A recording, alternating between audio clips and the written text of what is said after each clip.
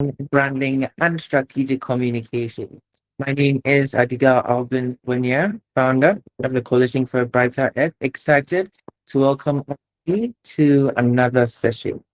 Building up from last week's session, which focused on climate foundations and understanding climate science and leadership, we are building a capacity to understand, influence, and shape narratives.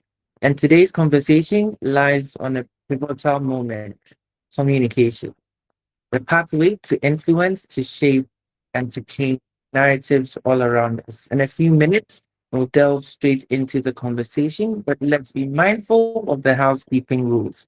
Do well to introduce yourself in the chat by sharing only your first name and the country you are joining us from. Feel free to share other contact information at your discretion. In lieu of safeguarding and privacy protection, we advise that you only share what you are most comfortable with. And if you're as excited as I am for today's session, can I see some reactions coming in the chats and the comments using the reaction button? Yes, let's keep them coming. Let's keep them coming. Today's session is going to be really engaging, really insightful, and we hope that at the end of the session, you'd actually start putting into practice the knowledge you gained in the previous session and this session as well. Following our structured communication pathway, we will share in the chat the link to ask questions for today. It will also be compiled, collated, and checked with our facilitators so that they can respond to it. For those whose questions are unable to get answered during this live call, we will share with the facilitators and revert back with the written resource for your perusal. For last week's sessions, questions, they have been shared with the speakers. And by close of this week, you would all have access to all their responses and get to know what they are saying based on the questions you ask. Also, we would have the attendance link shared in due course. Currently, it is available in the description of the YouTube, but it has been closed. Mid-session, the attendance link will be opened so that you can begin putting in your details, and it would have the 24-hour window to ensure that you are able to fill in accordingly. And we understand that many are still having challenges with communication. As mentioned previously, the emails is not going to remain the primary means of sharing information at this point. We are currently exploring better pathways to communicate with all of you, but we advise that you join the WhatsApp channel and also follow the guidelines we have shared on our various social media pages together with the posts that have been made. Every step, every detail guidance has been shared publicly so that you can access that information. And those who have even gone a step further to send us direct messages via our social media pages, they have been responded to accordingly to the best of our ability. Now, it's time to begin today's conversation. With a resounding applause, silent but exciting, allow me to introduce our first facilitator for today's session. He is in the person of Mr. Paul Issa of the Passing Global Consult, where he spearheads and leads the Talent Incubation Hub. Today, his session is going to focus on storytelling as a key pathway for influence in climate conversations. Paul, welcome and over to you. All right. Thank you, Alvin. Thank you for having me. Good afternoon. Good afternoon, everyone. Welcome once again to the Climate Skills for Youth program, our second session. And we're excited to continue this important learning journey with you guys. As Alvin has rightly said, today's session will be focusing on storytelling, branding, and strategic communication. So yes, I'll be laying the framework in terms of storytelling. So in terms of storytelling, our theme for today will be from communication to influence, because you cannot hope to influence, if you cannot hope to have influence without communicating clearly. So keep an open mind, because this session is very, very important for you as our change makers, as our wonderful, wonderful climate leaders from all over the world. Because you see, people may, understand climate issues, but not everyone knows how to communicate the issues clearly. In today's world, your ability to communicate clearly and properly can determine whether people listen to you, and that also determines whether your ideas get the necessary support that it deserves and whether your solutions will create real and lasting impact. So today, before we get into the session, I would like to have us look at a video from the 14th UNESCO Youth Forum, where we spoke on climate action, climate change as it relates to us. So yes, this video is from myself, and I would like you guys just to have visibility of it before we dive into the session proper. Enjoy.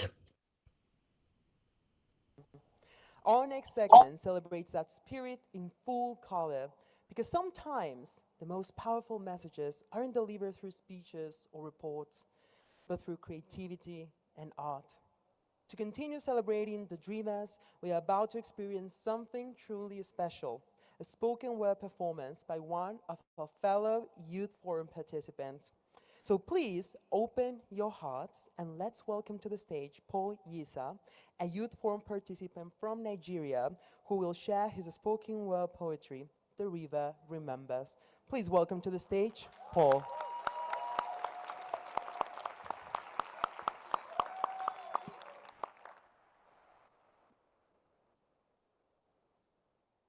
We were ferried across the river by a man already deep in his age. Baba Saleh, whose arms still moved with the quiet sage strength of people who've carried everything without needing to prove anything. He paddled us from Gakban to Chewuya, the boat breathing softly under our feet. And I, small, buzzing with thoughts I didn't know how to hold, sat in the hollowed belly of the boat, trying not to rock it, trying not to listen to the voice that whispered, just rock it just once. The river shimmered like oil in the sun, and Baba said nothing, as if words would disturb something older than sound. On both banks, the world held its breath. Forest on one side, desert on the other, two lungs of a single body. I remember skimming my hand across the water, ripples blooming under my touch like curious echoes, until his voice broke the silence. Remove your hand. Crocodiles and worse things about, things that find toddlers tasty.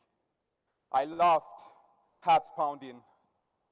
Just as we skirted the riverbank, I leaped into the water and ran uphill to the smell of firewood and home, searching for my mother to tell her everything, the things I saw and the ones I imagined. But my hometown floods every year. The water comes and takes what it will. Paddies, homes, and echoes of laughter, the river remembers. We moved my grandparents to the city, and my grandfather, who once lived by the river, began to fade far from it. He lived to 113, but I still carry the ache of the lake ride I never gave him. When the sky falls down, when the clouds burn and the trumpets sound, when the moon goes red and the oceans choke, and the fish lie belly up on the shore that once fed 1,000 mornings, what will we do? Will we smile and say it wasn't our doing? Will we run? Will we hide? Will we leave? Or will we die? Listen, the earth is not a thing we own. It is a charge we carry. We, every single one of us seated here, we are custodians, not masters. We owe a duty to speak for rivers, to translate the language of storms, to defend what was never ours to waste. I carry the river like a love. I carry the river like a promise. I carry it like work. When the clouds fall, let our children say we chose to build. Let them say we loved well. Get ready, citizens of Earth. The vision is getting clearer by the day. Thank you.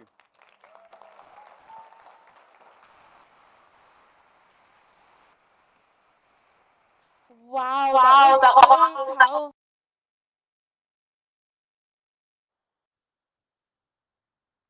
Okay, okay, okay.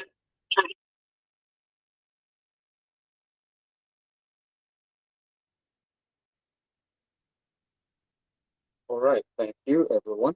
Yes, so that was from the 14th UNESCO Youth Forum held in Samarkand, where I communicated the issues that we're facing here in the part of Nigeria where I'm from, these perennial floods, and that was what inspired the piece "The River Remembers." Because when the perennial floods come, the water levels swallows up uh, almost everything within sight.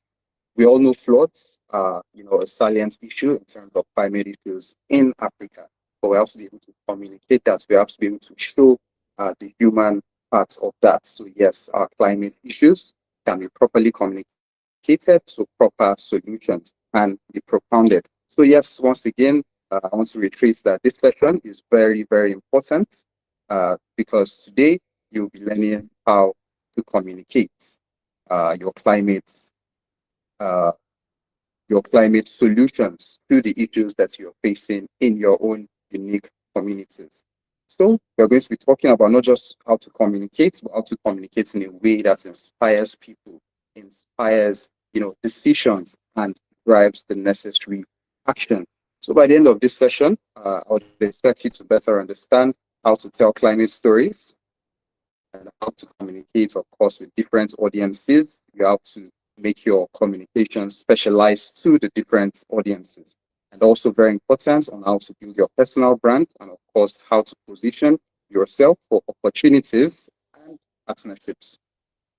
So you see, climate change is not only a science problem. Yes, science is important, very, very important. Off the back of that, research is important, data is important, but there is another major issue that we can't overlook: communication. Because many people still do not fully understand climate change because the information is often too technical or too difficult to connect with. That is where the place of humanizing the information comes in. Bring it down to the level of whom you want to communicate to, dependent on your audience. You have to be able to code switch. You have to be able to communicate given the context. Because sometimes people may hear all this information, oh, we are throwing around the fancy words, climate change, climate action, emissions, greenhouse gases. But if they do not feel connected to it personally, it will create a communication problem. It creates a perception problem, a trust problem. If people do not understand those issues clearly, they are less likely to act. So if we want the necessary climate action to take place within our communities, communication matters, because good communication helps to understand the problem, it helps people to connect emotionally, and it helps to take action. So as climate leaders, I would like to admonish everyone, your role is not only to know climate issues. It's good to have the knowledge, to have the visibility, but your role as a climate leader is to be able to look at these issues and explain them clearly and meaningfully while providing the necessary solutions. So you see, the real gap that we have across the climate space today is that, yes, as mentioned earlier, data exists, research, we are not short of research in terms of, climate action, climate issues. And yes, solutions already exist. There are people doing wonderful things in their own spaces, even at the level of, the international development partners. Wonderful, wonderful solutions are being put in place to mitigate the effects of climate change, such as, the few, that's the flood early warning, which is, peculiar. to my part here in Nigeria, and that has been, put out by UNESCO and the Man and Biosphere uh, network, and that has helped communities in terms of flood early warning, in terms of detection, and being on the safe side. But however, a lot more can still be done. And that is why I'm pleased to know that, yes, there are smart people working on climate solutions every day. We have all of you here. We have you here learning, coming into a community where you can get the necessary tools, the necessary connections, the necessary knowledge to, put together your own climate solutions to solve the issues that, you have seen in your communities. But despite the fact that, yes, we have people working on climate solutions, many messages still do not connect with people. Audiences are disengaged because they feel, oh, this is, far above them, or it has nothing to do with them. And that way, many opportunities are lost. Why is that? Because information alone is not enough. The real gap is communication, not information.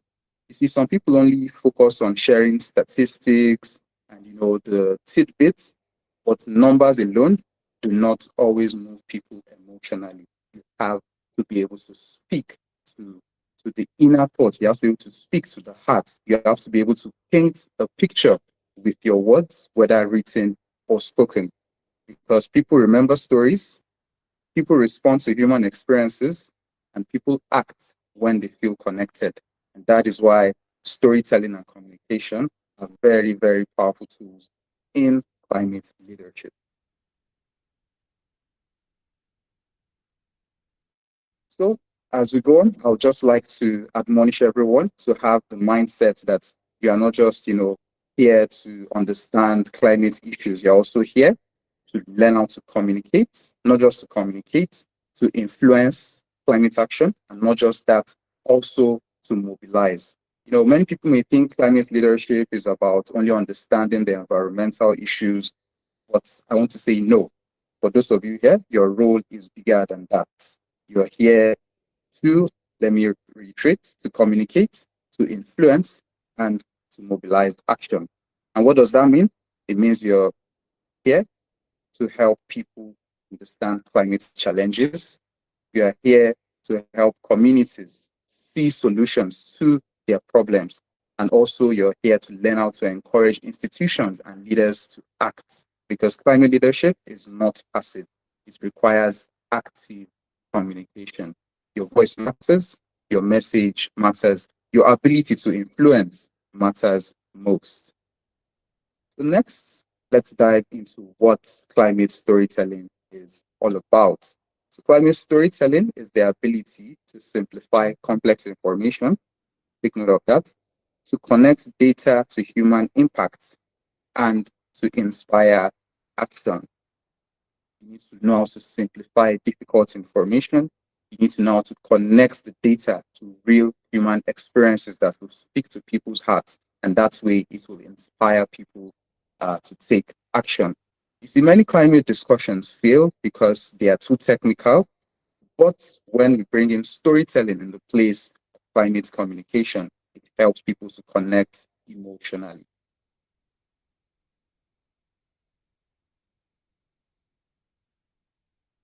So, from data to narrative, I want us to look at the difference between weak communication and what an example of a strong communication is. An example of a weak communication would be, oh, global emissions are rising. Big whoop. We know that. We hear that every day. Yes, global emissions are rising. What happens off the back of that? Why is that? What is the solution to that? How does that affect me? That uh, Teng, or Singapore, or wherever I am in the world. How does that affect me? That is why you need to be able to frame that. So an example, if you want to reframe this in a way that will make the communication much stronger, you could look at it from an aspect of, oh yes, rising emissions are increasing extreme weather, also affecting jobs, food security, and communities. So yes, that way we understand the urgency of what the rising emissions brings forth to us as the people of the world. This way, your audience now knows, oh yes, this is why it matters. This is why rising emissions matter. These are who are affected by it, and what the impacts of the rising emissions, looks like. And that is how climate leaders should communicate. Always connect climate issues to real life. Because people connect much faster when they understand how climate change affects their daily lives, how it affects their jobs, their health, food, water, education, and general daily living. So it is very, very important to bring that down and connect it to real life issues. So, what is the structure of a story? When you're telling a story, you're trying to pass across a message. Yes. And every strong message must answer number one, what is the problem that you're trying to solve? You have to clearly explain the issue.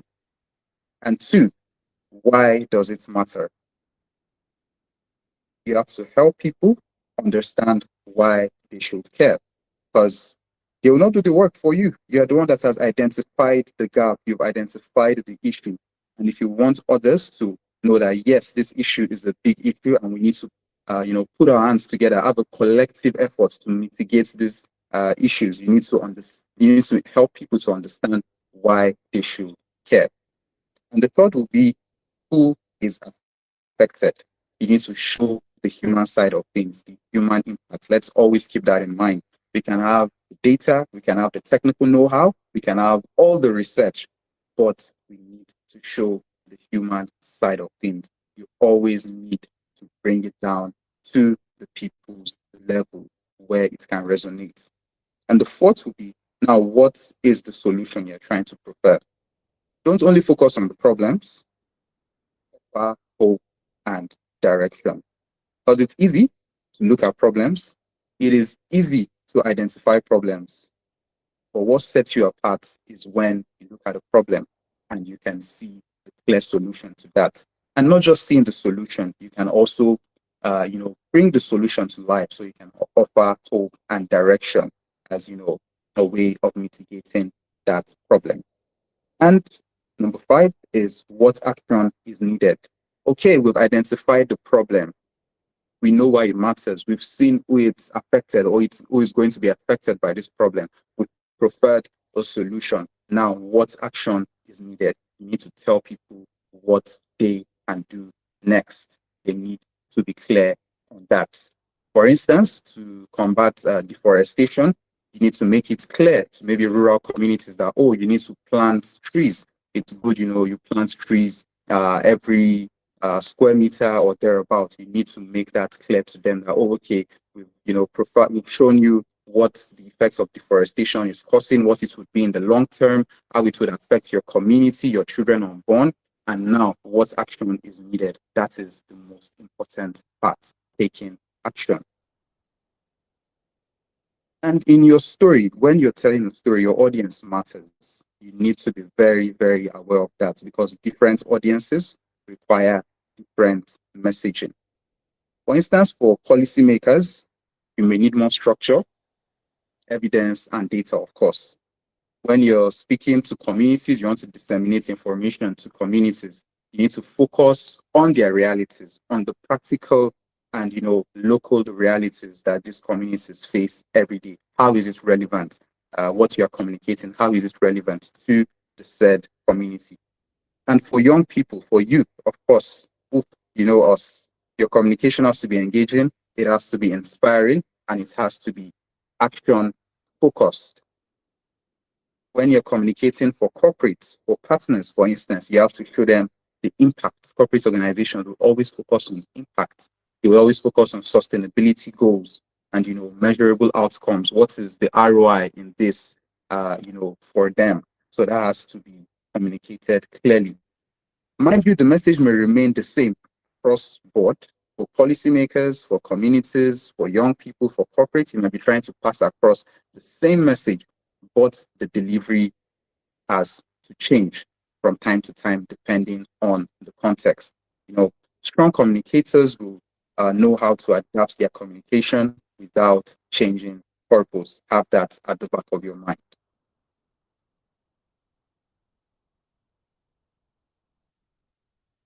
Okay, thank you guys. Yes, let's look at our channels of influence. We are very, very familiar with different channels of communication. Chief among them, social media. If you're trying to communicate your uh, climate action initiatives, you're trying to communicate whether it's the issue, you're trying to tell your climate story. You can communicate either through social media, of course. We know the usual suspects. We know the platforms: Instagram, Facebook, LinkedIn, X, and the likes. Another very important medium will be public speaking. You have to get on podiums. You have to go out there. You have to do the work. You have to speak to the people on ground. That is a very, very strong channel of influence in terms of climate storytelling. You have to be prepared to, speak publicly and communicate your ideas across clearly. Another would be, of course, the traditional media, so to say, which is still a very, very powerful medium advocacy. TV, radio, reports, articles, newspaper, publications, those are still very, very powerful channels of communications for, the older generation and whatnot. So we cannot neglect the importance of this medium of communication. It holds quite a bit of influence. Another we could look at is also reports and proposals. Very, very important. You've noticed an issue, you've been able to prefer a solution, you need to put that together in form of whether a report or a proposal to the necessary body, to the necessary partners. Visibility is a strategic asset that cannot be overstated. It is very, very important, and not just for popularity, but for impact. The more visible your ideas are, the more opportunities you can attract.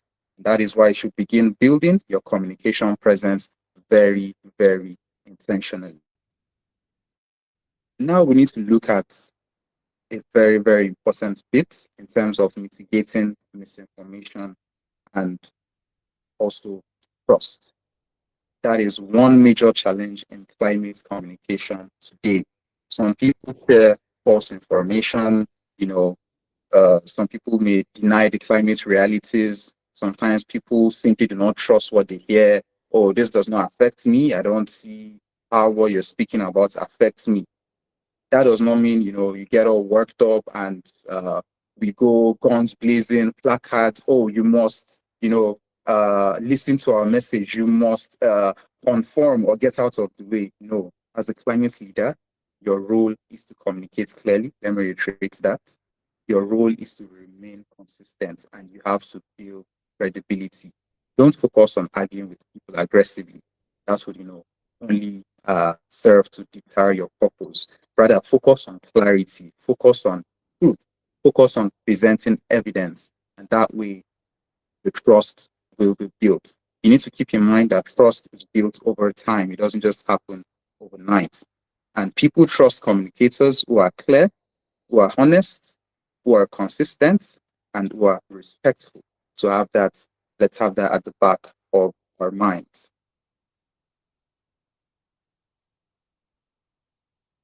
So when you're communicating effectively, the base of that is your personal brand. Before you tell a story, people need to know, of course, when let's use this as an example, when you go to the bookshop, you pick a new volume, you pick a new book from the bookshelf, you are excited, you look at the cover, I like this, but then the next thing you do is you flip to the back. Okay, who's the author? Is this an author that I know? Okay, what's the author's branding like? You are very, very interested in that. So before people will hear your story, before people will, listen to or read your story, they want to know who you are as a person, how you are branded as a person. And that is what helps to build trust. And that is what helps people to remember you. Because a strong climate brand needs to have clarity, consistency, credibility, and visibility. That way, people should clearly understand what you stand for, what issues care about, and what value you bring to the table. And this personal branding is your online presence, it is your communication, and it is your actions. And all of this should align together, to an all-encompassed success, permit me to say. And when you have your brand together, when you have yourself together in terms of your personal branding, you need to also position for visibility. That is very, very important. The importance of that cannot be overstated. To be visible, you need to share insights consistently. You need to engage in conversations. You need to publish structured ideas. You need to show your work because visibility attracts opportunity. I would like to use Alvin Adigao as an example of this, in terms of his climate storytelling and communication. We were on the flight together a few months back, and I noticed Alvin taking videos, taking evidence of, the plastic waste on airplanes. And that alone opened my eye to, how massive an issue that is. Imagine how many flights daily all across the world. Imagine how much, food, refreshments are served with, plastic items that would otherwise be presented in a better, eco-friendly way. So you didn't just, look at that. You didn't just look at the issue and relax or complain about it. He took pictures, he took videos, he had evidence, and then we engaged in a conversation. And off the back of that, he published, a structured article that really spoke about this issue and broke it down. And I'm sure we'll be sharing that with you off the back of this session as one of your reading materials. So once again, visibility is very, very important because it attracts partnerships, it attracts speaking opportunities, collaboration, funding. Very, very important if you're to get some of your initiatives off the ground. And of course, leadership opportunities. Do not wait until you become perfect before sharing your work. Don't do that. Start where you are. That is my one advice to you. Grow consistently. You'll be surprised at how much growth you can see once you start where you are and you take it from there. So, want to look at quickly a public speaking framework. If you're speaking in public, the dynamic of that is different to maybe when you're writing or when you're making a video, maybe for social media. When you're speaking in public, every message needs to be structured, of course. And as climate leaders, many of us in this room, many of us will end up speaking in, meetings, during presentations, on panels, of course, and within our own, local communities. So public speaking is a very, very important, skill, a very important climate and leadership skill to have. First, in terms of the structure of what your framework when you're speaking publicly would be. If you have this five at the back of your mind, it will help you to organize your thoughts and to communicate effectively. First, you need to set the context. Introduce the topic. Let people know what you're talking about. The next step would be to state the problem. You need to explain the issue, not just state the problem. You need to explain the issue and explain it in clear terms. And then step three will be to provide insight. That will be sharing, evidence or your level of understanding on this particular issue. And next will be to prefer your solution. You need to present practical ideas that prefer, a practical solution to this problem that you framed. And very important should be to always end with a call to action. Tell people what should happen next. You don't just leave things in the air. You don't leave it, just open-ended. You need to tell them, okay, off the back of this issue, off the back of identifying that, oh yes, annual flooding is a very big issue in our community and it's causing erosion. And these are some of the evidences that I've been able to put together on this, and maybe these are some of the solutions that we are providing to ensure that the waters don't come and take over the communities like the last time. Next would be, okay, what should be the next action that should be taken? You need to communicate that effectively to your audience. Always speak clearly. That would be another point I would give. And speak with purpose. Do not rush. Focus on helping people understand you. you're the one communicating. Your one goal, your major goal should be to ensure that those that are listening understand the message you're trying to pass across. So, you see, as mentioned earlier, partnerships are very, very important. In the climate ecosystem, you need partners, no matter what climate solution you're preferring, no matter what sector, you are in. Partnerships are very, very important. And strong communication is one thing that I can tell you for a fact will help you to attract partnership opportunities, because many organizations are there in terms of climate issues. They are there to solve these issues, to prefer solutions, to empower youths, young people in communities that are preferring solutions to some of these climate issues. They have the mandate, they have the funding, they just need to meet you. And once you can explain the problems clearly, once you can present structured solutions, and you can demonstrate measurable impacts, that unlocks the door, because good communication unlocks funding, it unlocks partnerships, I would also add mentorships, and more importantly, it unlocks growth opportunities. Many opportunities are not lost because people lack ideas. Opportunities are lost because the ideas may not have been communicated clearly. So as climate leaders, we need to learn how to communicate our work professionally and confidently. Very, very important. So I'll reiterate that as climate leaders, we need to learn how to communicate our work professionally and confidently. That is what gets you into the doors with some of the necessary partners that you may need on your climate initiatives. So yes, before we conclude today's section, I would like to give you another example of a wonderful, wonderful climate story that I love so much by my wonderful friend, Alvin Abigail. So let's have a look at this piece.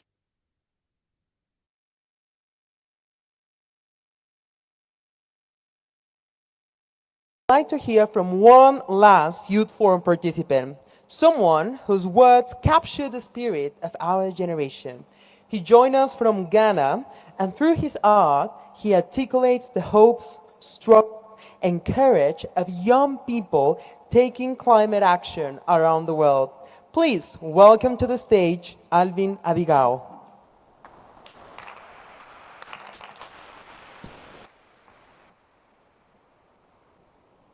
Once upon a planet that spanned too fast, we lost our rhythm, our roots, our rest. The rains forgot its seasons, the rivers forgot their beds, and we, you, me, all of us, forgot what it means to belong to the same sky. There are places where childhood ends with floods, where dreams are built on sandbags and survival. Places where the only thing rising faster than sea levels is the cost of hope. Because we measured progress in profits, not in people. We let our city so bright we could no longer see the stars or each other.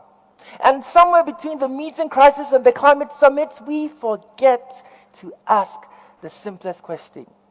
And dare I ask, will we forget it this time around? What happens to the heart when the earth stops breathing right?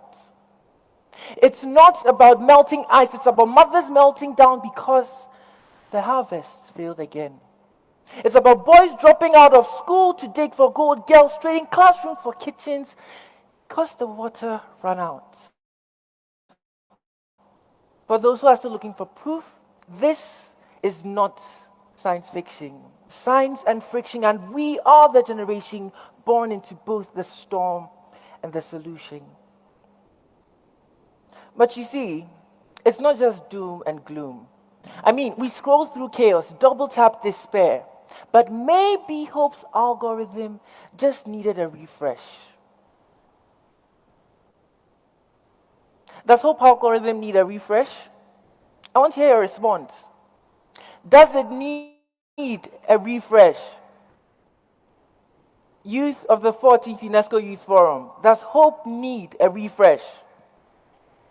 If it does, let me hear it loud. Does hope need a refresh? Yes, I agree. Hope needs a refresh. They call us the Wi-Fi generation. Well, because yes, wireless fidelity. We stay connected even when the world disconnects. We dream in pixels, we act as people, laugh through the leaks, meme the madness, and still show up with buckets when the floods hit home. From Accra to Samarkand, small cities to big islands, we are rewriting the forecast. We are the wind after the wildfire, we are still the calm after the climate. Because quite frankly, our world is warming up, but so are our hearts. We're heating up with vision, innovation, and with that stubborn conviction that when young people speak with courage, the future listens. So 3 claps to the doers, to the defenders, to the drivers, and to the dreamers. Because we are proof that our future is still negotiable and that hope is not an endemic endangered species under the IUCN Red List. We are proof that we are shaping our future. We are changing the narrative. And when the history books ask who wrote the ending, scratch that. Who wrote the new beginning?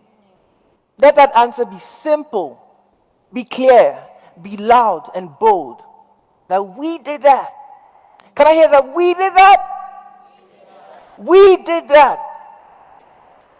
Because Earth isn't angry. All she wants is a text back with action. Are we just going to subscribe or just put out the hashtags? We're going to text her back with action. My name is Adigal Alvin Wenia. It has been my pleasure to share with you the voice of our generation.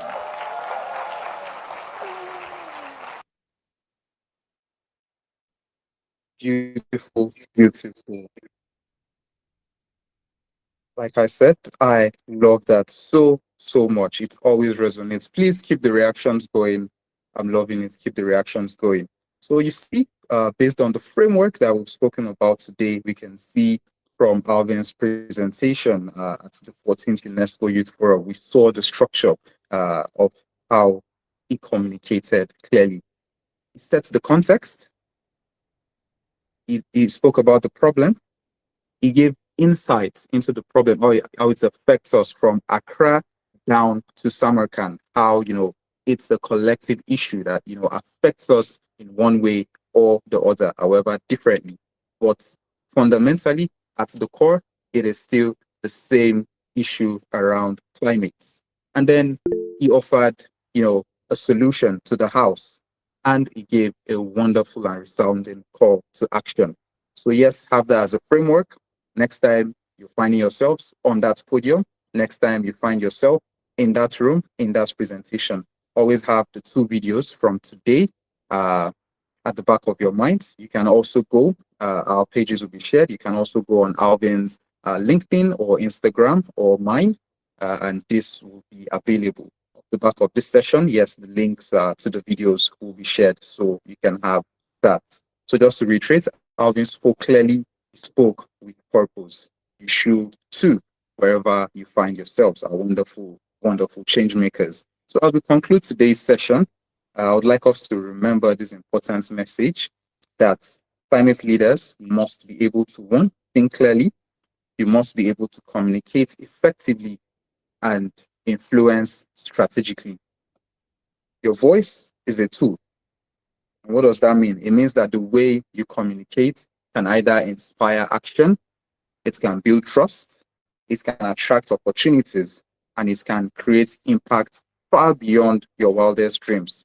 So never underestimate the power of clear communication. Many climate solutions are failed today because people do not understand them properly, not because they were not timely or they were not necessary, but because there was no understanding. That is the power of effective communication. So I would like to admonish you all today to continue developing your voice, continue developing your structure, develop your confidence and your ability to connect with people. It will take you far, far above your wildest dreams in your climate journey. Your clarity is your advantage. Make use of that. Thank you, everyone.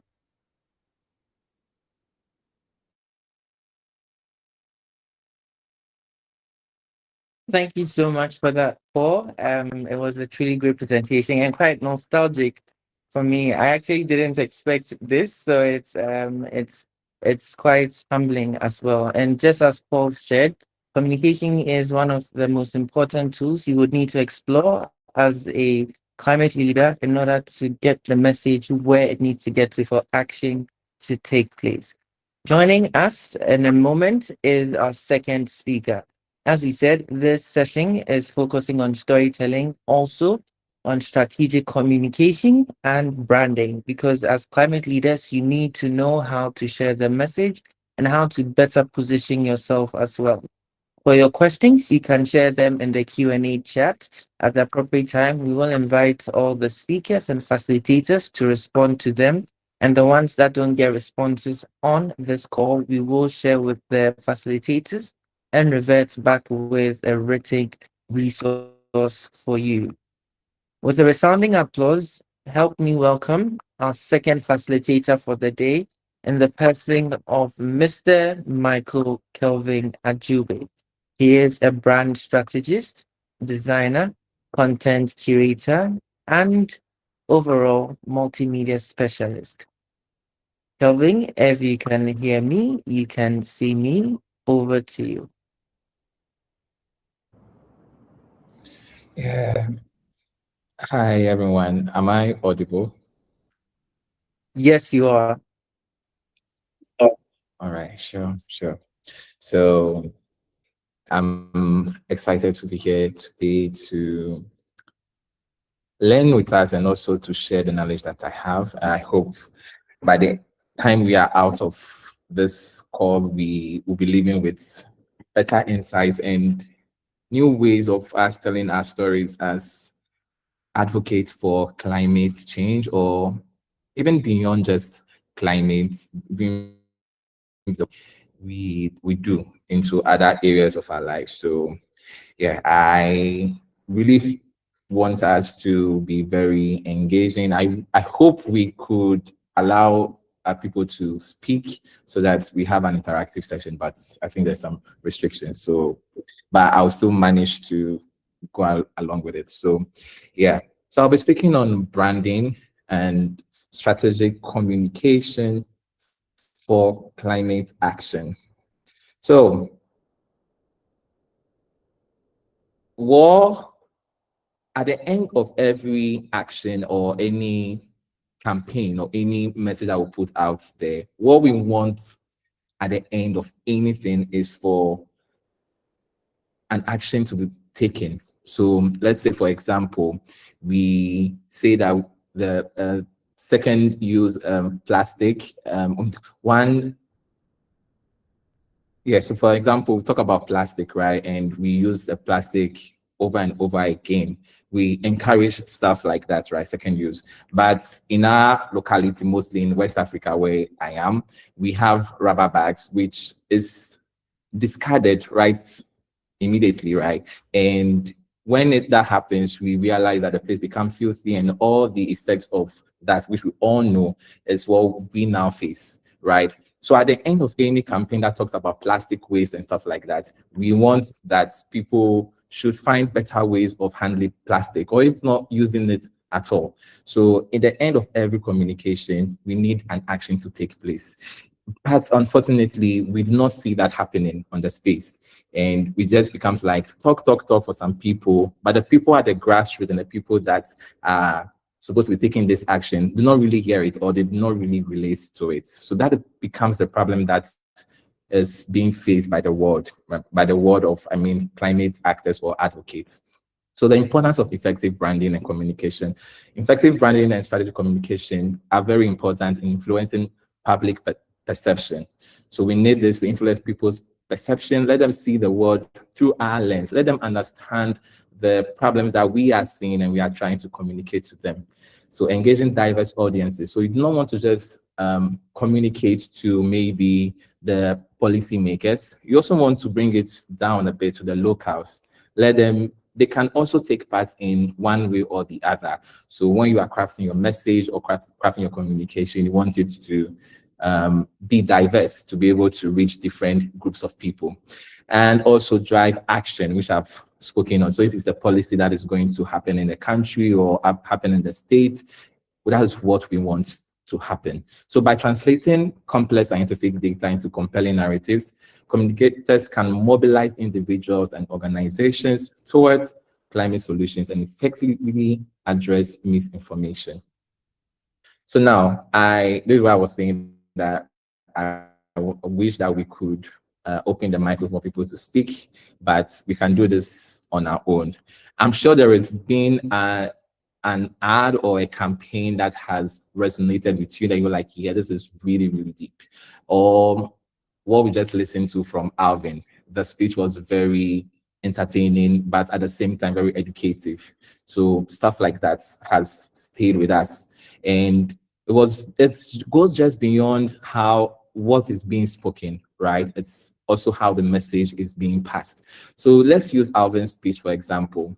Anyone could have said what he said, right? But not everyone could have animated it the way he did, engaging the audience, making a memorable speech that when people even leave, years later, they still resonate with it and they still hear. Mind you, not everyone that you will always approach or always meet at events or at places like this that are really passionate or really care about climate action or care about the environment. Most often than not, most of the time, you're going to meet people who are just very casual about it and then they are indifferent. So you want to be able to now communicate to them effectively in a way that they will see that there is a problem. They will see that they also have a role to play. And then you're not just speaking to people who are like you, but you're also recruiting people to also be carers or also be passionate about the environment. So I'm going to play a video for us to watch. It's an ad or a campaign about plastic waste. So let's enjoy.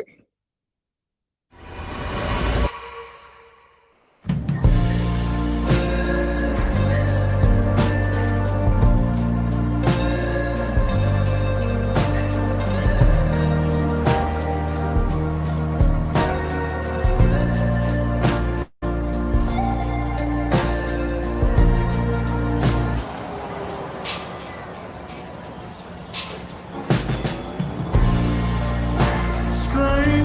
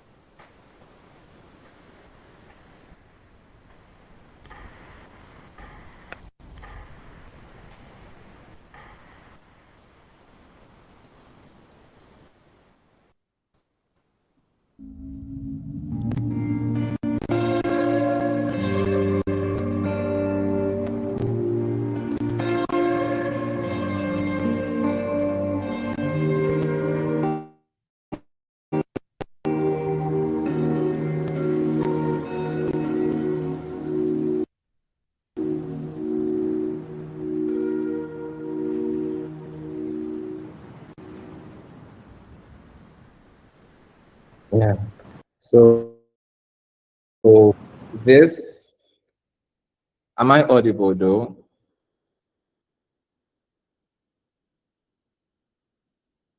Yes, you are. We can hear you loud and clear. Sure. So the ad we just watched is obviously about plastic waste, right? But it just didn't, I mean, the creators of that campaign didn't just say, single-use plastic is bad. No, they created a different world where it now becomes that plastic waste has taken over the earth to the point that we are now eating plastic waste. So you see the metaphor there. So that is in itself becomes strategic communication, right? That in itself also becomes storytelling. So you see that there's a message that is clear, that is known, that we have heard several times. But as an advocate or someone who is very passionate about this, how are you telling this story in a way that people would remember, and not just remember, but for them to also take action? So as we proceed in this my presentation, I'm going to be referring back to the video. So right now, climate work alone is not just enough, right? So most of us may be involved in planting trees, may be involved in advocacy or public speaking or going to events and talking about all this, right? But that in itself alone is not going to cause change to the problem that we are facing. People are still going to be reckless and act as they want, right? Because even though we are trying to get into the policymakers, if the people who are the majority, I mean, who are not so passionate about what we are passionate about, are not seeing the effect, are not being like, are not relating to whatever the problem is, then we are still going to go back and come back and have the same problem, and we are just going to remain in the talking rooms forever. We are just going to remain in the conferences, in the calls, and just talking. But the work, we do the little work, and then they are doing the major damage. So climate communication is more than just awareness, right? It involves educating. So you are educating people of the effect, educating people of the problem, and then you are mobilizing. Mobilizing in this sense means that you are putting people together, and then you are getting the work done, right? So not just yourself or people who are so passionate about it, but you're also getting more people to join you. And influencing, so influencing policymakers, influencing fans, right? Influencing fans, influencing young people and all stakeholders. So strategic communication in its sense builds credibility and action. So if you're able to hack how to pass a message to people, you are going to be trusted, right? You are also going to get the work done. And public engagement is essential to climate solutions. So that's what I was saying. I've been saying that aside just the policymakers or the big rooms that everyone do not get the opportunity to go in, the market woman, the regular person who doesn't know anything about this, they might have heard, but they do not know to the extent to which the human race has caused harm to the earth. So they are just casual about it. So you want to also be able to get into those people. So strategic communication. These are the things that you're supposed to be looking at. Who are you speaking to? Are you speaking to a teenager? Are you speaking to a local farmer? Are you speaking to somebody who is very educated? Are you speaking to a teacher? That is one question that you should ask yourself whenever you are trying to pass an information or trying to educate someone on something. What do you want them to feel or to do? What do you want them to feel or to do? So in this sense, do you want them to take an action? Do you want them to feel regret for probably some action that they had taken in the past, or sometimes that they have done in the past? Do you want them to see the world in a different light? Do you want them to understand the problem, to bring the problem to the house? I mean, make it very localized. And why should they care? Those are the things you're also looking at. And how should the message reach them? In this sense, we are looking at, are you going to do through social media? Are you going to use their local, I mean, in Ghana, we have local information centers, maybe a big megaphone that's when you put the information there, everybody in the community gets to hear that message. Or are you going to do it on the radio? Are you going to use newspaper? Are you going to use social media or TV? So those are the things that you are supposed to be looking at when it comes to communicating the problem. So communication is not just posting online, right? So yeah, you have done the work, right? Let's say you are the type who is the social media person, like Alvin, and you've done the work, you've gone to this meeting, you've had this conversation, you've been called so and so place, you've been on this stage, and then you post it on social media. Okay, everybody gives you the likes, everybody say yo, but what did you go and do there? What was the problem that made you go to that stage? What change do you want to see in the world? People do not know about those things. Though you are getting engagement on your post, you have done so, your idea has been able to cause so and so percentage of this and that, but the problem still persists and people just give you the like. So you want to be able to as much as possible, any information or any communication that is relating to this area should be able to shape at least one person's perception, right? Even if you're not getting 50 people, if just one person is able to see the world differently, is able to understand these problems differently, then you have won in that area.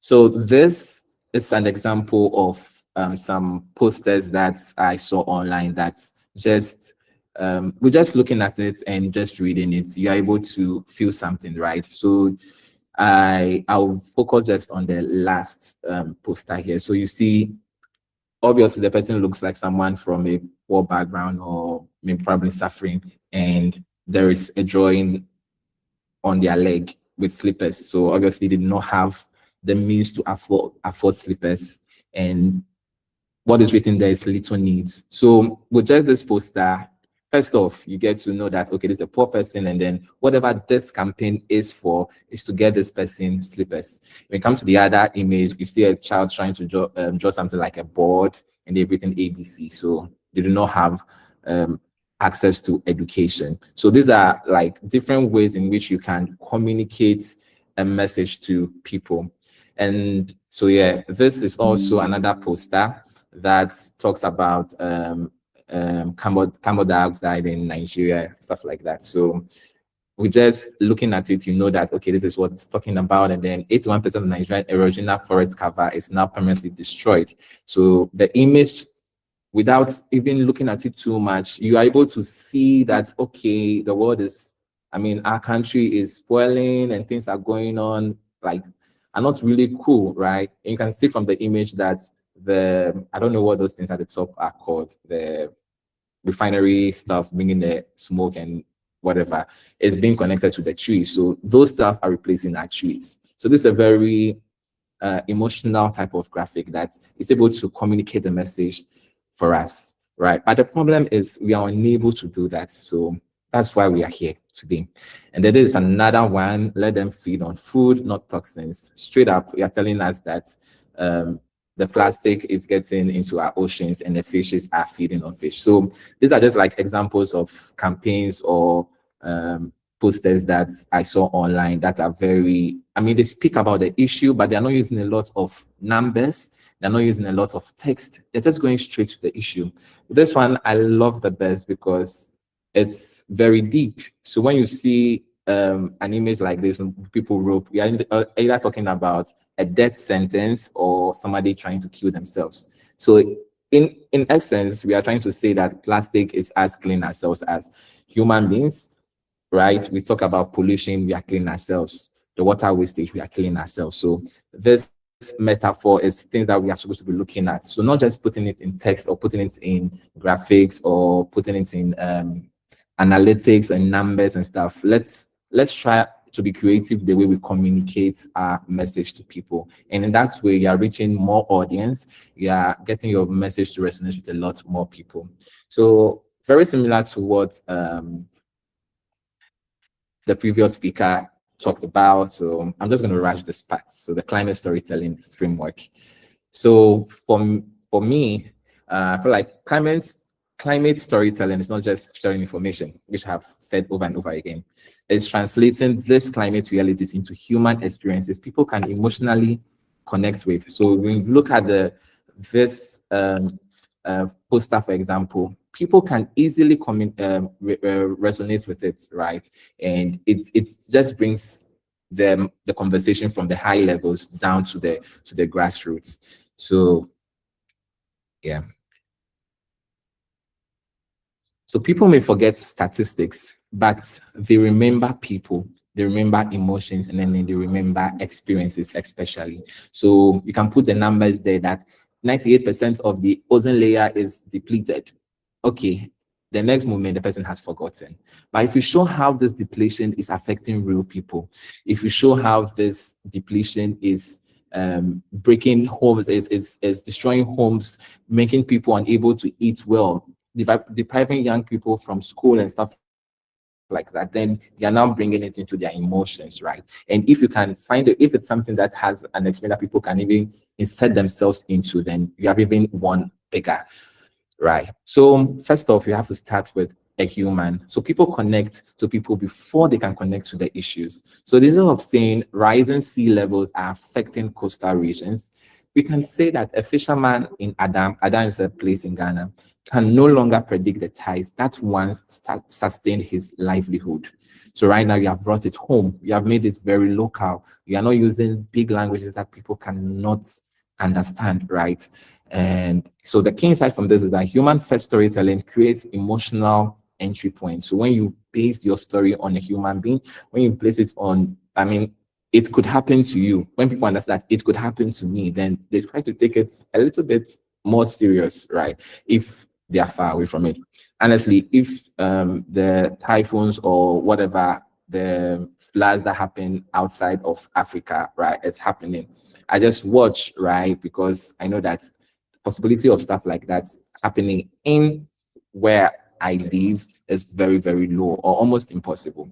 So I do not have to worry. But if I was staying closer to those areas, I would be worrying. I would be trying to, find a place to put to relocate to until whatever the floods or the earthquake or whatever disaster it is over. So this is what this is trying to tell us, that you make your communication very local. You make it feel very personal, so that people can also feel like, yeah, I can relate to this, right? And then the next one is to show the real impact. So explain how climate issues affect livelihoods, health, safety, education, and yeah. So your story becomes more powerful when people can see themselves in them. That's what I said in the previous points.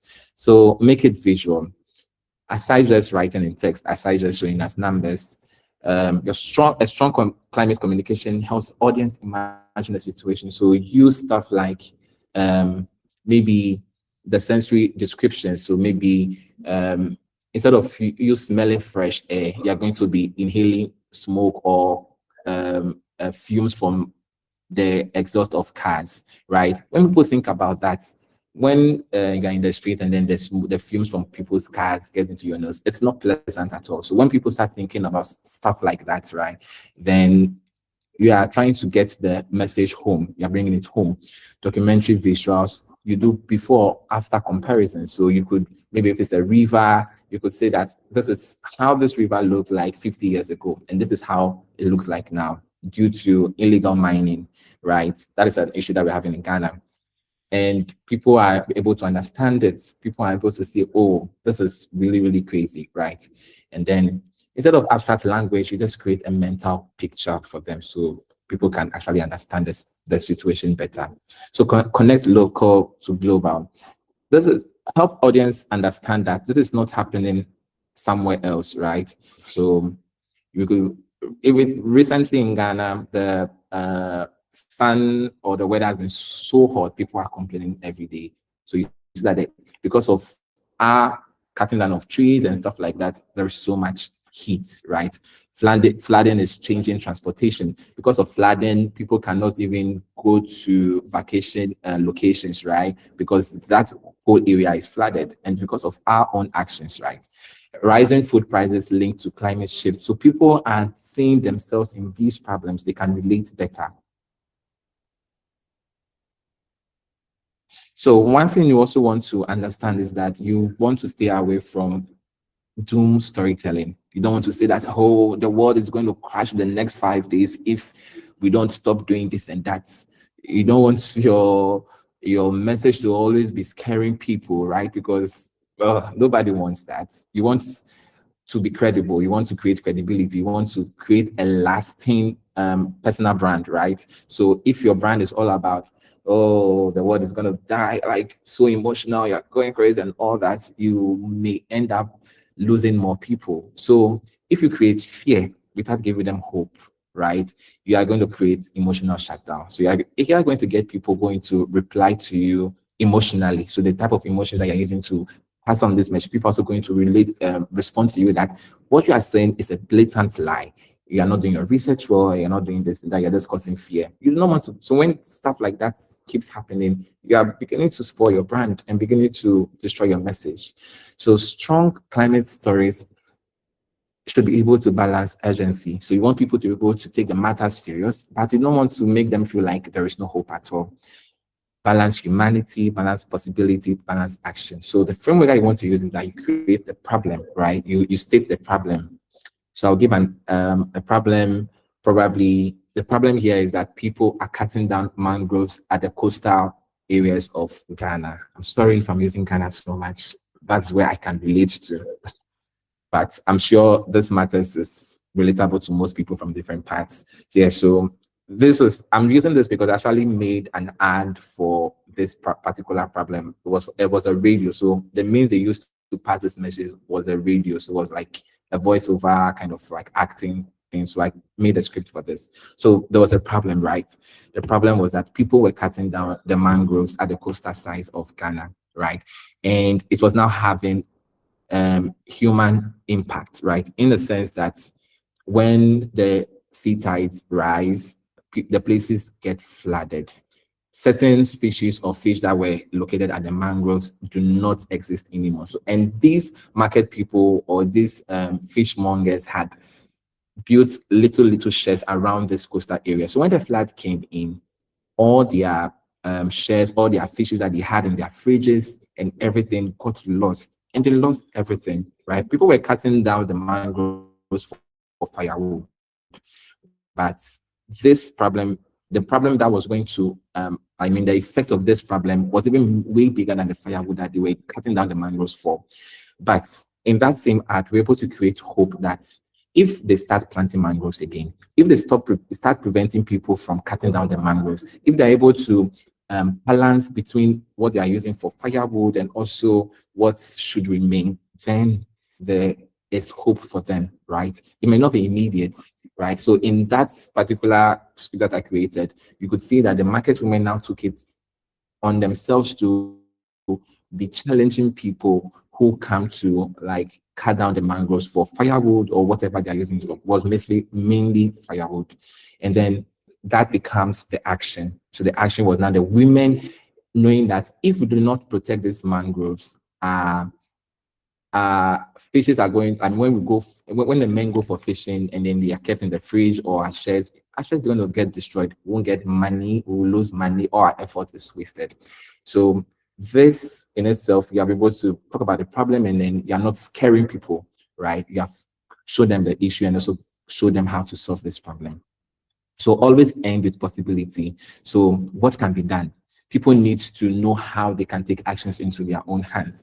A very classic example is telling people to use their own water bottles when they go out instead of using disposable plastic cups, right? And so in this way, people know that, okay, if I have my own plastic and my own bottle, I'm not going to be causing weight. If I have my own spoon when I go to a local restaurant, I'm not going to be using a plastic spoon because I have my own spoon. I could easily clean it and put it back in my bag, right? So now you're putting people involved. So the goal is not only awareness. The goal is not just to tell people that this and that, so many talk. it gets boring, right? The goal is to mobilize people. So not just mobilizing people to go and plant trees somewhere, not just mobilizing people to go and clean a beach, not just mobilizing people to go to the market and be clearing their gutters and clearing whatever, but in their own homes, in the comfort of their homes, in their workplaces, they become advocates, even though they are not taking the matter as seriously as you and I present in this call are taking it. So the 5-part climate story model, again, referring back to that, to what I've said already, is that who is affected by this issue? What is the change we want to happen, right? Or, I mean, sorry, what climate issue is happening? So what is the problem we are currently facing? And then what does it matter to the community or to the people that are being affected? And what do you want people to take out from that information? Do you want them to just feel empathy? Do you want them to take responsibility? Do you want them to have hope for the future? And what should be their next action? So if it's something they're going to donate, if it's something they're going to open their space, if it's something they are supposed to join the action, maybe you are planning to plant trees, they're going to move and come and join the tree planting activity. So those are the things we are supposed to be looking at whenever we are putting a message. So that message is not just one-sided. Everything becomes equal, and we are not just wasting our time or wasting our energy. So the previous speaker also gave something similar, also has something similar. So weak climate communication. So flooding displaced 20,000 people. Okay, move on to the next story. Maybe I saw this on TikTok. Flooding displaced 20,000 people. Then maybe I'll just see a man come and talk about how the flood has destroyed his house. Talks, move on. I just scroll. I mean, if I'm not really passionate about climate issues, I just scroll and move on to maybe people dancing. And then I'll watch that one. I'll take action. I'll like, I'll comment. But most of it are not when climate action post or people who are passionate about these issues post on social media, there is less engagement because people do not care about that particular issue. So now, how we can make this flooding displaced 20,000 people message better. So after years of repeated flooding, a mother in northern Ghana now keeps her children awake during heavy rain because she fears the water entering their home at night. So why this is a better story is that it's human-centered, right? We have given character. There is a mother, there are children. And it is emotional because they're staying up awake. They are not sleeping. They are afraid that the flood is probably going to wash their little shed or their little house or their little mud house away, right? And or the water is going to enter their house and then probably are going to drown, right?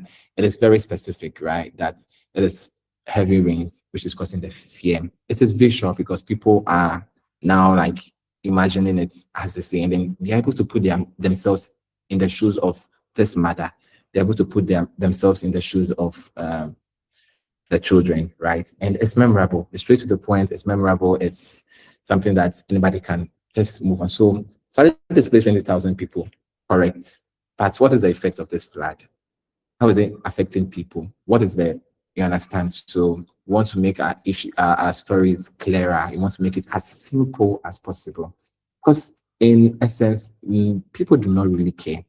That is it. People do not really care. So that's where simplifying complex information comes in. So you want to avoid using jargons. You don't want to use words that somebody who is not in the climate space or is not very educated will not understand. Like talk about carbon emissions, or there's a particular word I'm looking for. Anyways, so you want to use relatable language, something that people want to break it as simple as possible. So connect climate issues to everyday life, right? Connect it to everyday life. So let's say probably if we continue pouring waste in this gutter, the gutter is going to get choked. When it rains, there's going to be flooding, and this flood is going to affect this and that, going to stop people from going to work, but the road is blocked and all that. People are in their homes. There is no productivity. Work is delayed. No school, no food, stuff like that. Right? You want to use visuals and analogies. You want to make people think about it. So, for example, we have carbon emissions. Which, instead of saying carbon emissions, you could say pollution trapping heat in our atmosphere. We can even make this even simpler. I don't want to go into that. So instead of saying food insecurity, the market woman does not understand what is food insecurity. The conductor of your bus or the bus driver or the gate man does not understand what is food insecurity.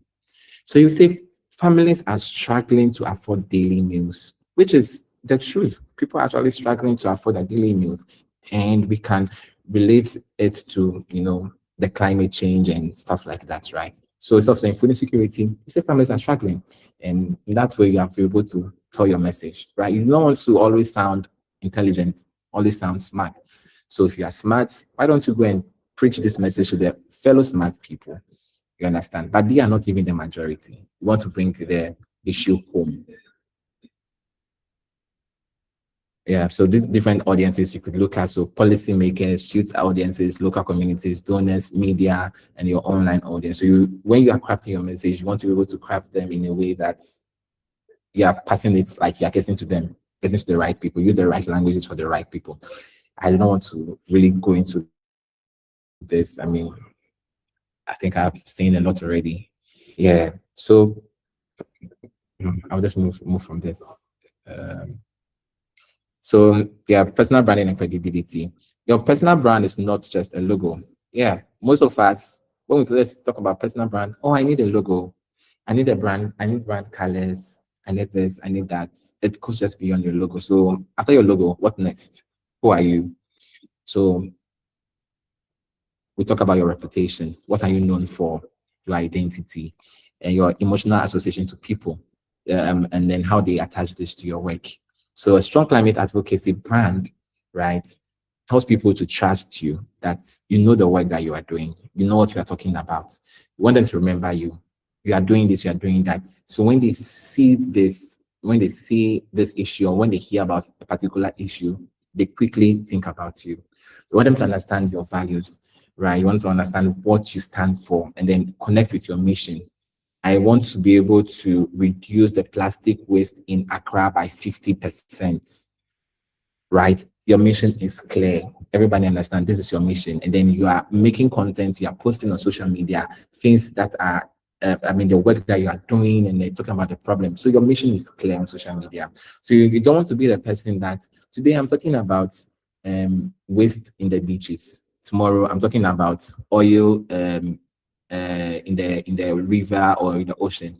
Tomorrow I'm talking about people cutting down the trees. I mean, these are all connected issues, but the moment you start doing that, you are unable to keep people for a long period of time. So make your mission clear, this and that. You could actually branch to those areas, but find where you feel like you are more passionate about, and then make that your driving. If you're able to move that and able to get the audience, get the attention of people, then you'll be able to now move to other areas and even move to a bigger audience beyond what you have. And then you can even use it as a way to even get your funding, right? Because it is clear what you are talking about. So personal branding, credibility, your personal brand development.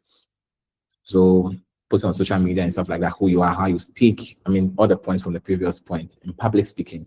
So I want to say that aside standing on stages, starting in conferences, giving speeches like Alvin and the likes, I want you to understand that public speaking, thankfully, to social media doesn't end on stages or big platforms.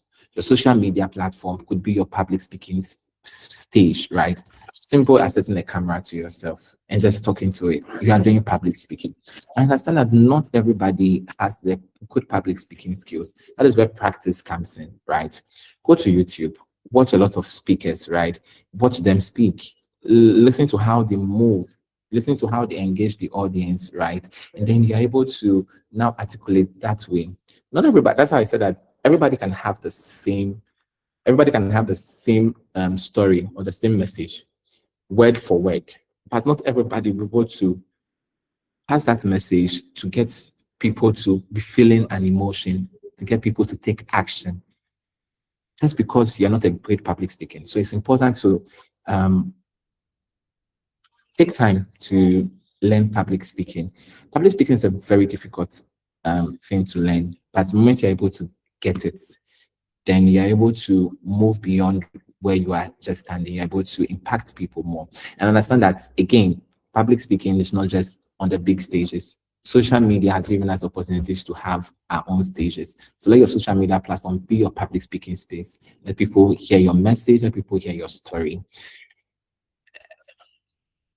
So the framework here basically is to be passionate, be genuinely passionate and interested in what you are talking about, the message you want to pass out, and let people see it from your own perspective, right? Aside just reading what is found on online, apart from just reading what people are talking in the news or talking on social media, people also want to hear how you think, right? In that way, you're able to get to more people. You're being able to get to funders because they understand that, okay, if I give you this amount of money, you think this way. I know how you think. So if I give you this amount of money to run a project on so and so, you'll be able to execute because I have seen how you think and it is in the right direction. So let your perspective always, or as much as possible, also come in. Let us know what you think. Don't just come and dump figures on us, dump problems on us. Let us also know how you think and then be consistent with it. Something that I'm personally struggling with. Consistency. I mean, you can start well, and when you are not always consistent, people will start losing trust in you. So you want to gain their trust by remaining consistent with your message.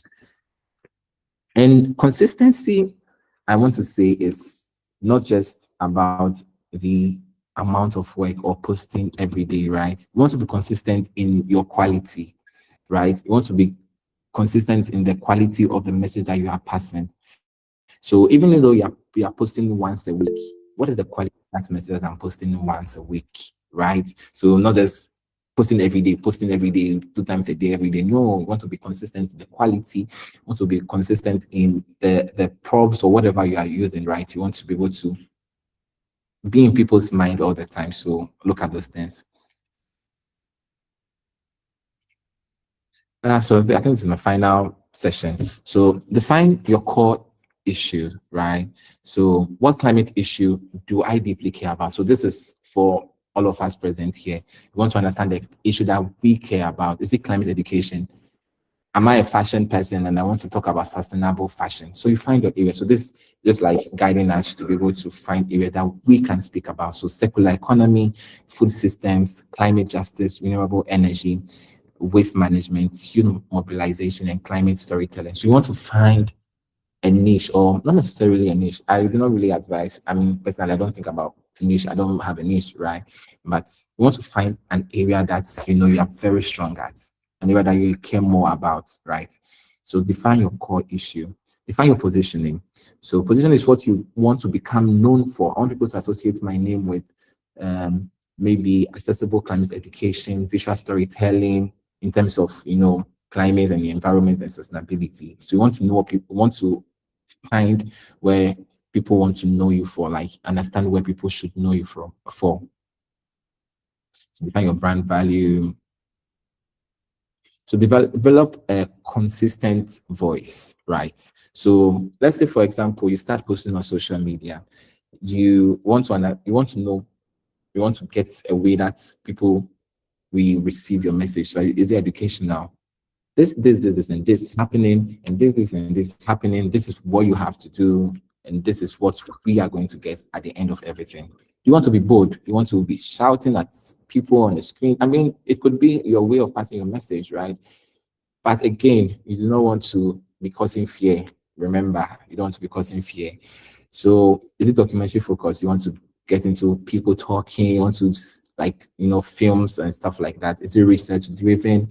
Is it hopeful? Is it policy oriented? So you want to find the type of voice that you're using to tell your stories. And when you understand that, people are going to know you and know you better. So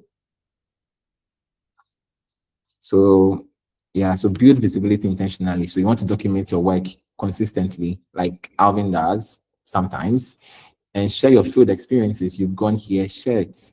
Let's see what we are doing. Post insight and reflections. Give us information. Let us hear your point of view. Speak publicly.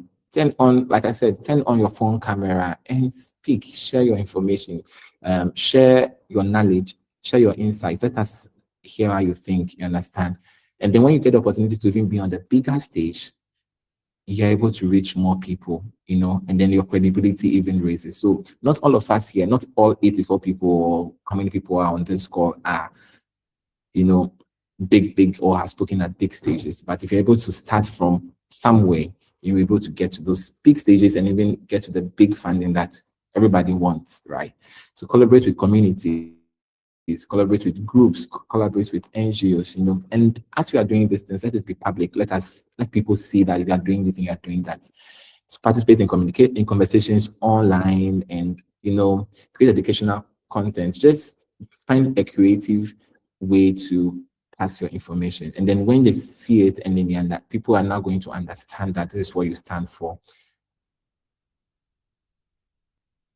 So in summary, right, when you talk about your values, so who you are as a climate change advocate, or I'm transparent, I talk the truth, I'm passionate about this, people understand your values, and then you add your voice and people keep seeing you. I mean, you are being seen and people see you all the time, you are consistent, and then they know that they can trust you, you are credible. Then in that way you have gotten your brand, that becomes your brand. So it's now up to you to now start putting yourself out there on social media. I mean, you have the brand already, but if you don't put it on social media, the brand is just the brand, right? It's just like having a logo and not doing any work. It is just there. So when it is aligned, people begin to recognize your work. They trust how you communicate. They recommend you to people. Oh, I know this guy was working on so and so. Many of us can relate to that, right? We recommended or we have recommended someone, and you it becomes possible for you to get invited to collaboration. I'm working on this. Can you join us on this? Because they have seen that you are doing this. So maybe an organization or somewhere that you are looking forward to meeting, they would rather even see your work and go like, oh, we see that you work on this. Can we collaborate on this project? Right. And then this is able to connect you to opportunities. I cannot really talk much about that because we understand the benefits of all this. And then the final one, I think previous speaker also talked about this. So I'll just move. Yeah, so that brings me to the end. I wish we could, this is just like a quick like summary of everything, right? But in our own free time, let us go in and understand these issues. Let us learn how to create videos. Let us learn how to, if it's little graphics, if it's improving the public speaking in our own time, let us go in and get better in this area. So that, because if you do the work and people, or you see the problem, do the research, people, nobody sees it, then becomes the problem still exists. So it's in our hands right now. So thank you very much. This is the end of my presentation. Thank you so much for that, Kelvin. Truly an enlightening presentation. And just as Paul did earlier, you took us through the journey of strategic communication, personal branding, and how to tell the climate narrative the way it is. To an extent, I felt ambushed today. It looks like I was a case study in today's presentations. But yes, it just goes to show that strategic communication, branding does help in amplifying conversations around climate change and the opportunities available for us as young people. I'm going over the comments live on the stream, and they are really good. Compliments going on to facilitators for sharing insightful discussions and enlightening us more on communication strategies. We have a few questions coming in. I would, in a minute, go and share with our facilitators, but this is your chance to also share in the chat the Q&As, questions you may have specifically, and you can point out a speaker you would want to address this question. But if you are as excited as I am for this knowledge being shared, let me see more reactions, let me see more comments, let's see how excited you are. You also want to mention that the attendance link is in the YouTube description. It would also be shared in the chat so that you can directly fill it out there. Remember, after 24 hours, the link will be rendered inactive. And this would also add into the final evaluation to ensure that you get the Climate Skills for Youth program certificate. So to my first question. So to Paul, how do we balance urgency and hope in climate communication? Paul, would you prefer having all your questions as a lump, or you'd want to take them one at a time?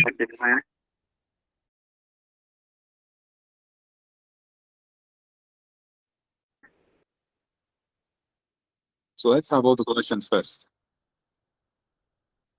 Great. So the first question is, how do we balance urgency and hope in climate communication? The second is, can strategic communication influence systems and policy, or does it mainly shape individual behavior? So those are two questions coming to you. For Kelvin, you also have two questions here. The first is, if narratives shape systems, how can young people intentionally design climate narratives that inspire long-term societal change? Should I take it again? Yeah. If narratives shape systems, how can young people intentionally design climate narratives that inspire long-term societal change? And the second is a really long one, so kindly listen. How can youth build visibility and credibility on social media platforms to amplify climate voices and opportunities for influence? And how do they develop confidence in using these platforms to consistently show up and show their perspective? I'll take that again. How can youth build visibility and credibility on social media platforms to amplify climate voices and opportunities for influence?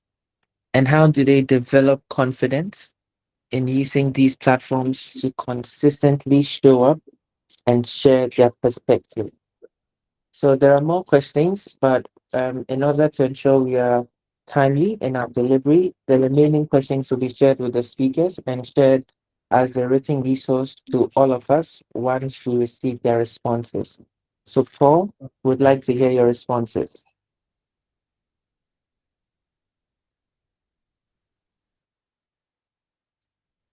Okay, thank you, Alvin. Thank you, everyone. Uh, can you just give a brief recap of the first question? How do you balance hope? And let me just have that. Okay, so the first question is, how do we balance the urgency and hope in climate communications?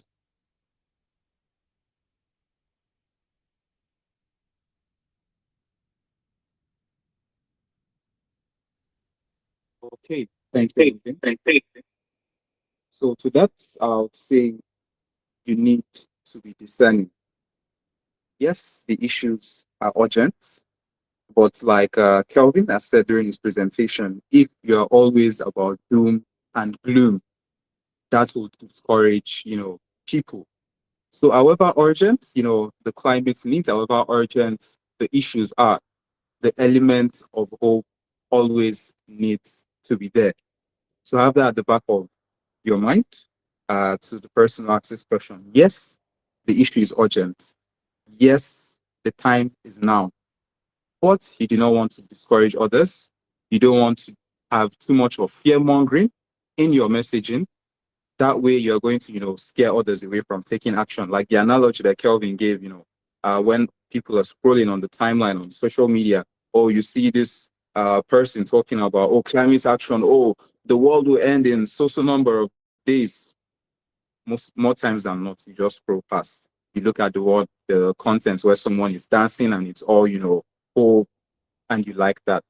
So if you want, your message to be passed across, clearly you need people to, interact with your message. You need to find that balance. And how do you find that balance?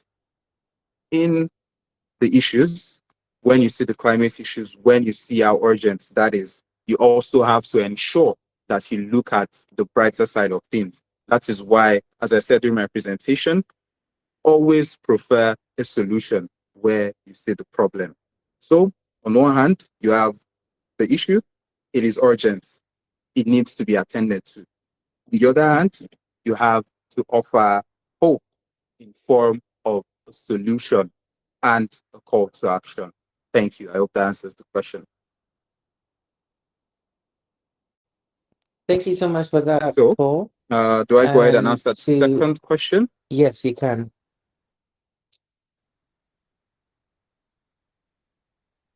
Do I repeat the question or you're fine? Okay. So for the second question, I think that will be, how can strategic communication influence systems and policy? Can strategic communication influence system and policy, or does it mainly shape individual behavior? Yes. I would say both. And this leads us back to, context. Context is very, very important. Your messaging has to be specialized for the specific audience whom the message is going to. The message you're sending to the grassroots communities is not the same message that you'll be trying to pass across to development partners. Okay? So at that level, you're trying to influence systems, you're trying to let them know, these are the issues on ground, these are the solutions that we're trying to prefer in our own local communities. The way you communicate in that scenario to a development partner or a partner organization would be very, very different to the way, you communicate to your grassroots community. So yes, strategic communication is very powerful. And yes, it can influence systems. I can tell you for a fact, it can influence policy. One thing I'm very big on advocating for is storytelling in policy spaces. That has to be very, very, important. It needs to be looked at. That is, the way that the policies, the so-called lingo and all the big words and all the numbers, it is storytelling that will help break that down and humanize it. Not just, for those at the top level, but for those at the grassroots. Because real climate justice starts with the grassroots. So yes, as you're building your messaging, of course, for those at the top of systems, those that influence policy and all that, also keep in mind that you also need to build your messaging for individuals. And you need to put that within context. Thank you. Thank you so much for that, Paul. Great insight you have shared. So now let's hear from Kelvin, the responses to the questions. Right. So two very long questions. I was thinking, can I answer these questions well? So I'll try my best. Right. So the first question had to do with designing narratives that would actually cause a change or shift systems. So what you want to understand is that when you are telling your story or sharing a narrative, you do not just want to talk about the problem, right? You want to give people responsibility. So we can say that throwing of waste in the gutters or on the streets is bad. Act now, right? But when you do that, you're not getting the work done. People will just sit and read, right? So you want to give them the responsibility, right? That this is the problem that we are having, right? So you also give them the agency over the doom that we are not going to just die. So you frame the story around who we want to become or who we are becoming. So it's not just about what we are losing or how the problem is affecting us. So we are saying that we are the generation that is building, that is rebuilding the world, right? We are changing the narrative, we are changing the story. So we are not just doomed, but it is up to us to take charge. So give people the responsibility. That is why it is important for you to localize the issue. You want to make it very localized as much as possible. So when you're telling a story, you want to make it come home, right? So in that way, you're able to design you're able to craft a narrative that reaches home. So what's in to me personally, right? I would say instead of, I mean, the policymakers have the bigger say, but even if the policymakers are to bring these new policies, they are to bring these new laws and standards against maybe importing of second-hand clothes from the US or from China or whatever. Even policies are breaking them. People will still find ways to bring these things into the countries or into our places, right? Talk about plastic, people will still find ways to use them. People will still will struggle, right? So when you are taking the problem, you're also creating a solution, right? What's going to be the replacement? So those are the things we are supposed to be thinking about, because people will still find ways, people will still be suffering, because in the end, it is the rich people or the policymakers that will still benefit from any of this. So if you're not benefiting, forget about us that are at the down side, right? And then the second question, which is about building visibility, credibility, and confidence online, right? So with visibility, you want to post in public, you want to share your story in public, share it on social media. And then when it comes for you to commenting on certain information, on certain things, on the narrative that actually shift the system, you are doing that in private, but in public, let us see that this is what is going on, right? Do not just document, do not just announce, you want to also document. So probably I was invited to speak on a national climate action forum or something, and I just posted. I gave a speech on the national da da da da da da. Da. I posted. I have announced to everybody that this is what I did, but you didn't tell us that. Okay, we launched this new device that is able to clean the rivers, take the mercury out of the rivers, take the waste or the chemicals that the illegal miners are putting. We launched this. This is what happened. This is what happened. This is the problem. You have not documented. You have not actually told us what you went to that conference or went to that forum to talk to do, right? You just announce to people, so people are not able to relate. We just, like I said, you give you the likes, then you move on to the next post. So another thing you should also understand is that you want to also use a format that is best fit for your narrative. So let's say if something is best fit for writing, maybe probably an article would be the best way for you to pass this message. Let it be an article. Do not force yourself to make a video out of it.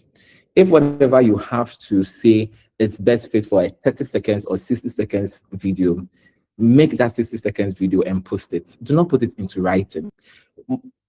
Personally, what I see most is a lot of writing. Not everybody has time for writing. Your message could fit for radio. Your message could fit for short video or view yourself. If you're a filmmaker or you have the tools, you can create a short film around it. That is how that message is able to get to people better. So do it that way. So do not force video if writing is a stronger solution for that problem, right? Or stronger way to pass that message. In terms of credibility, so you want to, when you talk about some of your work, you want to be able to link people to be able to go and read bigger. I mean, for those who are interested, you want to maybe, if you have picked resources from someone or you've taken inspiration from someone or you saw something online or from a conference, you want to tag these people. You want to give them the credit that this was inspired by so and so. In that way, people will not come and say that you stole my idea, which we are hearing currently, the fashion show thing, I don't know, award night thing, right? You don't want to get that issue. You want to create a brand that is credible. You want to create a brand that people can trust. You don't want to be a thief, right? So you have to be very careful about stuff like that. And in terms of building confidence, there is this statement from a creator that I heard like last week that it takes a very long time for one to become an overnight success, which means that it takes a very long period of time for you to break or for you to become a big thing. It might be very difficult in our space currently as a climate action advocate or a speaker or someone who is passionate about the environment to actually be known or for people to see you or people to like want to watch your content, right? But if you're doing the content right, if you are putting yourself out there in the right way, and you're doing it consistently, your confidence is going to get better. So do not put a lot of pressure on yourself that I have to, when I make this video, I have to get so and so likes and stuff like that. No, you rather bring your confidence down. So you start small, you start from what you have, you start from where you can start, right? So separate your voice also from a performance. Your perspective is shaped by what you're actually doing and seeing. So if you post what you are seeing, if you post what you are doing, you won't feel like you are performing, right? It becomes like you are speaking out of experience. You don't want to be a performer, you want to be a doer, right? You want to show people that this is what you are doing. And then lastly is that get feedback from friends, get feedback from people. That's what that's why I started making content, but I stopped because I wasn't consistent with it, right? But what made me get better when I was creating content is that I was always asking people for feedback. How did I sound in this video? How was I looking? I mean, some people will try to talk you down, but like if you know what you really want, you go to the right people for the right feedback, and then you're able to put all of this into the content you're making. You continue, remain consistent, and then one day you become an overnight success, but people didn't know that you've done a lot of work at the background. So these are my answers to the two questions. Thank you very much for those questions. I've learned a lot myself, and I'm quite happy. Bye. Thank you so much for that, Kelvin. Thank you also, Paul. The answers you gave are really, really insightful. So thank you, everyone, and thank you, our speakers, for making time of your busy schedules to join us on today's session. Just to reiterate that the materials used for today's presentation will be shared in the description of the YouTube stream together with necessary information accompanying it. It would also be shared in the WhatsApp channel. So if you are not yet a member of the channel, do well to visit our Instagram and LinkedIn and get access to the WhatsApp channel for information in that regard. Let's also be mindful that moving forward, we are going to have an assessment that would influence the dissemination of a certificate. So do well to follow the sessions through, not just the attendance links, but understand so that you can get to receive a certificate at the end. We have an announcement from our partner from AAGC in the person of Ambassador Daniel. If you're ready, you can go ahead. Okay, thank you very much, Alvin. This is a very wonderful session, and I'm super proud of the fact that we've had a bunch of young people being super conscious about the changes in the world of now and the impact in the world of tomorrow. So just to take us back one step, last week we looked at leadership and climate change, and we know that the future of climate action depends on leaders who understand the complexity, who understand how to navigate the systems, who understand how to build solutions and how to deliver results. And we know that the journey starts here. It starts from having this conversation. We also know that the journey doesn't stop at having conversations. We want these young ones to have the access to self-develop themselves. And before I go into the announcements, we've granted access to those that had applied for the Executive Leadership Development Program under the Talent Incubation Hub. We made that announcement. We know that it's a very unique opportunity for people to equip themselves with what they need, the necessary skills to have some of these conversations. So at the back of last week, what I would do, apart from going through, the application process and going through the self-learning process, I would also want to take a practical action, which is around identifying maybe just one issue, climate issue in my country.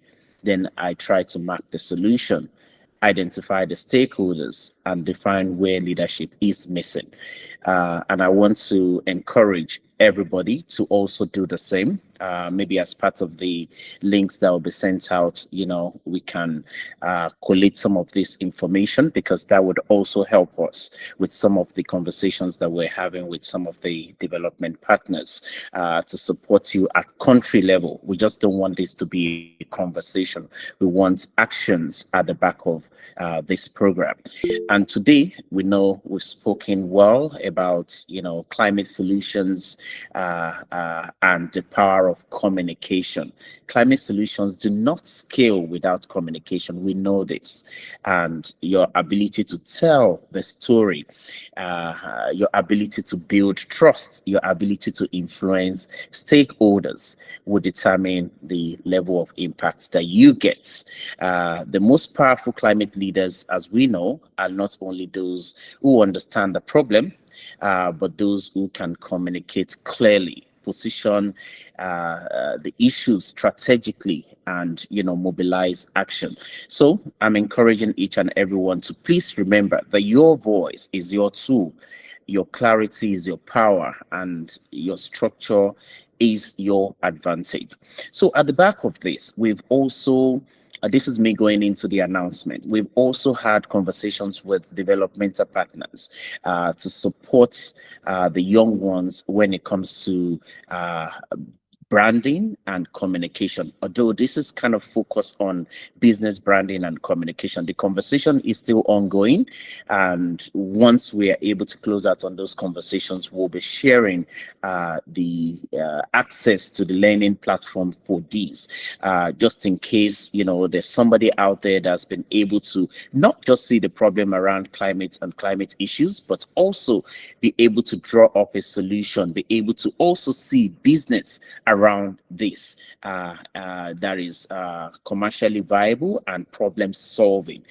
This will be very, very, very useful, and it may not be within the time frame of this program, within the month, but yes, we want you to be aware that there will be communications that will be shared to all the participants of the Climate Skills for Youth Program 2026, and this will be all through the year. As we're closing out on conversations, as those opportunities are unfolding, we will be bringing this to your attention. As Alvin rightly said, please do well to be part of the social media page across Center for Brighter Earth, for a Brighter Earth Climate Skills for Youth Program, all-encompassing global consults, the Talent Incubation Hub platform, and also the channel for this year's program, the WhatsApp channel for this year's program. Once you're on any of it, I would encourage as much as possible be on most of these platforms, so that would then share communications. Would also send communications via emails as we close out on some of this conversation. Our focus and our determination is to have a world of young leaders that are conscious of what's access and the power they have to influence the world of now as into the world of tomorrow. And on this very note, I want to say congratulations to the Climate Skills for Youth Program participant 2026. We are on the road to success, and there's no holding back. Thank you once again, and let's enjoy the rest of our week. Over to you, Alvin. Thank you so much for that, Ambassador Daniel. And as he's mentioned, just as our speakers have mentioned, the honors lies on us to make impact and to make good use of the knowledge we've gotten. I believe strongly in action, not just the words, not just communicating, but communicate with the things you also do. Do well to stay engaged on our various social media pages. If you have any concerns, do well to reach us via direct messages, DMs. Our email channels are not active at the moment, so please be mindful of that. And yes, let's keep the conversations, the energy, and the participation going. See you next week for our session. We have an amazing lineup of speakers, and next week's topic is going to focus on climate, entrepreneurship, and innovation. So if you want to know how that happens, how ideation works, feel free to mark your calendar